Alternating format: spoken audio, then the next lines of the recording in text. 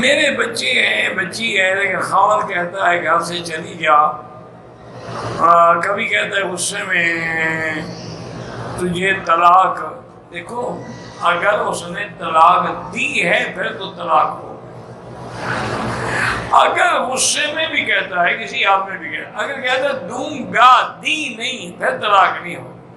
باقی یہ ہے نا کہ جب عورت سے کہے نا خاوند کے میرے گھر سے چلی جا، تو اس کو کہنا قرآن تو کہتا ہے یہ گھر عورتوں کے، تم کون ہو گھر والے، لا تخرجوہن من بیوتہن، ان کے گھروں سے ان کو نہ نکالو۔ تو گھر تو عورت کا ہے، تم کون ہو مجھے نکالنے والے، تم نکل جاؤ اس گھر۔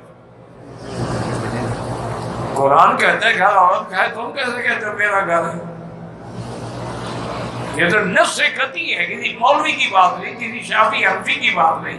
وَلَا تُخْرِجُوهُنَّ مِن بُيُوتِهِنَّ، ان کو ان کے گھروں سے نہ نکالو۔ حکمت ہے نا، نہیں نکالو گے تو سلو ہو جائے گی، نکال دیے پھر سلو کیا ہو؟ وہ کوئی اور ڈھونڈے گی، تم کوئی اور ڈھونڈو، تو دونوں رول گئے نا۔ گھر میں رہنے دو، اور جب تک کوئی چیز پڑی ہے نا یاد رکھو وہ سونا ہے۔ اگر ایک دفعہ بھی تم گھر سے نکل گئی نا تو پھر فٹ بال بن جاؤ گی، کسی نے کیک ماری تو ادھر نکل گئی، کسی نے کیک ماری تو ادھر، پڑی ہو تو پتھر ہو، جبھی رہو۔ کہتا ہے تو کہتا ہے، کوئی اس کی باتوں کا فکر نہیں۔ اللہ نے تمہیں بچے دیے ہیں الحمدللہ، تمہیں کیا ضرورت ہے اس کی؟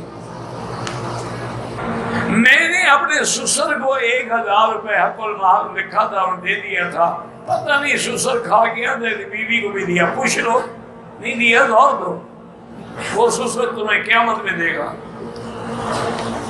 اگر کوئی خامد بیوی کو غصے میں آ کر ماں کہہ دے تو وہ کفارہ لازم ہوگا۔ کہتا ہی آدمی غصے میں، محبت میں کوئی کہتا ہے؟ اگر اس نے کہا کہ تم میری ماں ہو تو مانا ہے کفارہ ذہار اس کو دینا پڑے گا، یا غلام آزاد کرے، یا 2 مہینے کے روزے رکھے، یا 60 مسکینوں کو کھانا کھائے۔